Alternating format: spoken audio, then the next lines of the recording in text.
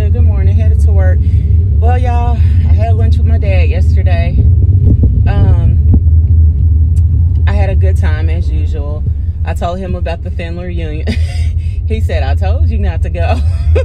Of course, I knew what he was going to say, though, but he was like, basically, he said, I would have got my keys and got up and left. I said, I kept trying to, but I felt like she just kept goading me into an argument. But when I was telling him the story about how my auntie checked her about not speaking, I told him, I said, I felt so validated. Like, I just knew that generation wasn't G'ing for that. Like, I knew I wasn't crazy. I just knew, you know what I mean? I knew. And when I told my mommy about it, too, she was just like, oh, girl, yeah, you, like, girl, what? Like, you already know, you know? But he was just like, when he was like, I told you not to go. And I was like, but I didn't want one person to keep me from I didn't want this situation to keep me from the rest of my family or whatever. And of course he brought up the whole, not ever depending on people ethos, and we talked about that with his brothers and stuff. Like, there's 4 boys and 2 girls, and out of the boys, only one of them has ever had to like depend on anybody else in his manhood. And he got in some legal trouble. He spent some years in the pen or whatever, and he still has this kind of entitlement mentality. Their mother's deceased now, and I funeralized. Oh crap! I forgot I got my navigation on. I funeralized their mom, and it was like basically they tried to explain to him, like, basically mama gone, like ain't nobody else gonna coddle you the way mama did, but ain't nobody else gonna take care of a grown adult the way she did. Like, you on your own now. And and I told him, if it were not for that happening to me, I would never have depended on another adult. Like, I've never needed another adult in my life for, like, to depend on, And I was telling him, I think whatever, help I did get from, a sibling of my mother's was because she helped him in a similar situation, not because of any love he inherently had for me. It's, I think it was to pay back when she helped him, many decades ago when I was a little girl, when he got into a similar situation. So, it just, when he was just like, he said, girl, I would have got my keys and got up and left. And he said, I ain't gonna argue with no hen about nothing. And I knew he was gonna say that because that's how he was when I was growing up, and that's how my mom was. She'll just get up and leave. If something's getting like that, she'll get up and leave. And it's like, if she don't, it's gonna get real ugly. And I was like, I was trying, but I just, and I was just telling him about everything, and I was telling him when I had said something about the newspaper, not the newspaper, the magazine article, and she was like, how did you even see that? And he was like, it was in a magazine. I was like, yeah. I said, and that's the thing. I said, the more famous she becomes, like, I was like, I'm pretty sure, it'll come out the woodworks, whatever she did do that she's saying I'm lying about. He said, oh yeah, you can't get away from that. He said, you basically can't get away from your past. Basically whatever she did, it'll come out. It'll be men out there be like, yeah, she was and all this kind of stuff. And I just remember when, like when I was on different dating sites, like, what's your price and all that, she would coach me on what not to say so that you don't get, like, arrested for prostitution and stuff. And at the time I was thinking, how did she know this stuff, And I just so naive, so, and that's the thing. It's like, people try to tell you stuff and you just, people try to tell you stuff and you just don't, you just think so highly of people and you just don't see certain things. It's like, our sister used to try to tell me stuff and I just didn't see it. But I see it now, But anyway, but yeah, so okay, I had lunch with him, y'all. So I remember I told y'all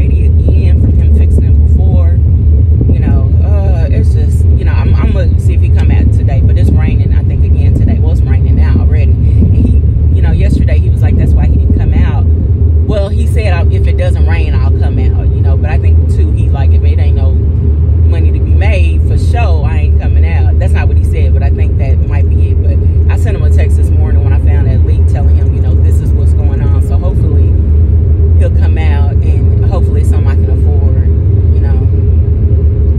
But I'm just like, if it ain't one thing, it's mother effing another. There's always something.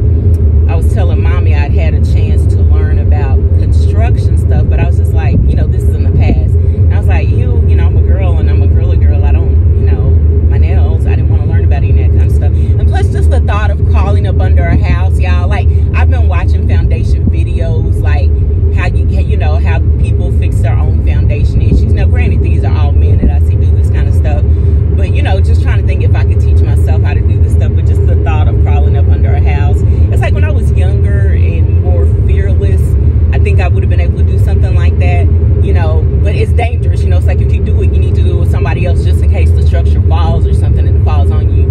You know, I mean, not that there's really much help if it falls on you. I mean, you're a goner, but at least somebody would know where you were, you know, where your body was. But it's like, I don't have the whatever, you know. It's like, I thought even if I got the materials I need to go under there to try to fix what's wrong, not that I even have that skill set, you know, just trying to YouTube it or whatever, you know, I just don't have the, you know, the wherewithal. And you know, he asked me, the plumber asked me, he's trying to get over to a Callaway. The plumber asked me, he said, are you sure that there's a leak? And I said, well, I don't see it, but you know, the water bill has not gone down. The water, I was like, the water bill is still high, and you know, all this, and the water level is still basically the same. And then I said, and I've seen water bugs, and it's taken me, y'all, literally, I've been living in my house for 10 years, y'all. It's taken me literally until probably about this year to realize when I'm seeing water bugs in my house, that means there's a water leak. Like really, it took me that long. That's why they're called water bugs. When you're seeing them, there's a water leak. And it was like, even after he came, I saw him, and I thought maybe it was just because I had Googled that, and it was so dry outside, and maybe they're coming in for water, and maybe because I don't keep my house very clean. No, but it was a water leak, which means, you know, it just makes me wonder if when he fixed it, did it, you know, I'm sure he fixed it right. Like, is it? Yeah, it's always something. Always something. It's always something. And it's like times like this, I feel like I see why people. I remember my ex-boyfriend, the older white guy, the one that's 78. When we were together, he would always tell me, you know, if you can't afford to put 20% down on a house, you know, to not pay PMI, so to not pay private mortgage insurance, you know, he would talk about how you really can't afford a home and how you should really just stay renting an apartment. And he would talk about the benefits of that. Now, y'all remember this is before, you know, kind of digital nomads and working from home and all that kind of stuff. And of course, he was somebody who could afford to put 20% down on a home. And I thought, you know, not many people can afford to do that. Everybody, you know, not everybody, but most people can't afford to put down 20% on a home. And now I can kind of see the benefits of rent. And it's like, yeah, people say, well, when you're done renting, you don't have anything to show for it. But it's like with a home, you know, if you can't afford the maintenance and the upkeep, and like in my case, the house I live in, it has been a rental for decades, you know what I mean? And rentals just don't, you know, the tenants that live in them, they just don't treat them the same way that people treat their own house, you know what I mean? It's just like, oh my gosh, you know. Whereas, you know, if it's a rental, you can just call a maintenance office or whatever, and they'll come and fix it, and you don't have to worry about that. You know, if there's a leak or foundation issue or whatever, you know. So, oh child. So I'm gonna see what he say today. If he say, you know, basically it's that pipe again, the foundation done already messed it up again. Because I remember, you know, years ago. But if he say the foundation done messed up that pipe again, my neighbor, the one that's renting all the houses, he told me about a Mexican friend he has that can work on my foundation. That'll basically, you know, I have pier and beam foundation. He was telling me that guy can just fix, you know, one pier and beam at a time instead of having to do the whole overhaul at once and having to get a structural engineer, and just the tens of thousands of dollars that would cost. like, back then he was like, it'll be $1,500 for each, you know, pier and beam. And I'm like, shoot, for each one, I'll be doing one a year after I pay property tax. I'm just like, Lord, I just be feel like I can't catch a break if it, what they say, if it ain't one thing, it's another of another. Like, man.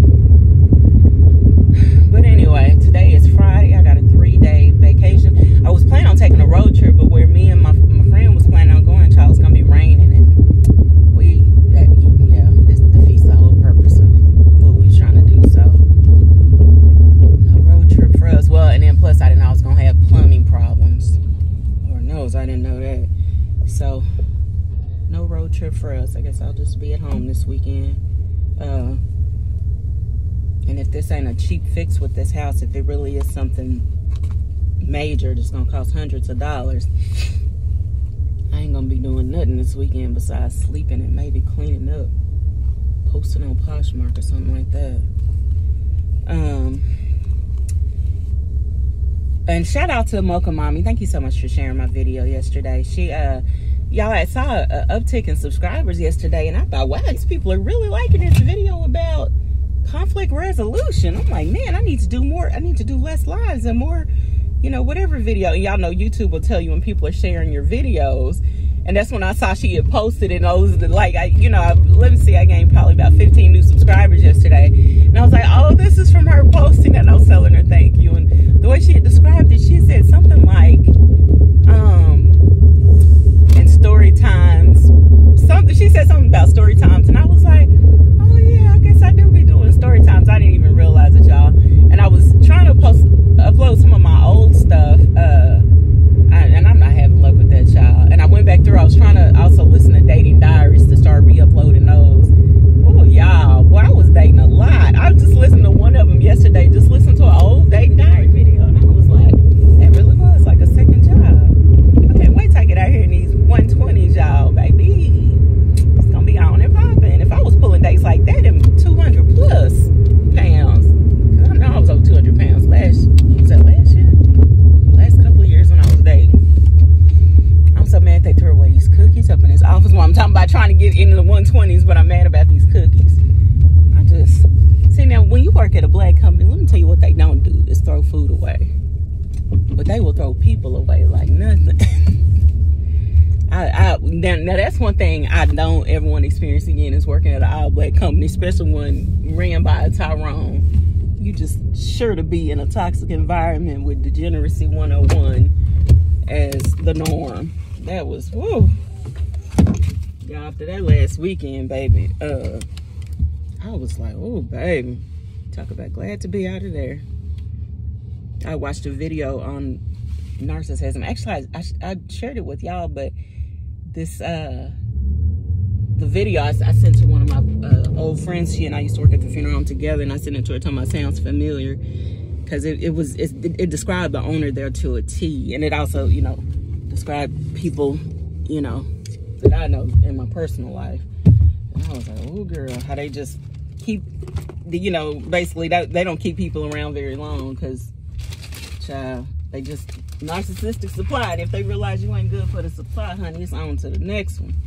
Anyway, I'll holler at y'all later. Y'all be easy. Like, share, and subscribe. Bye.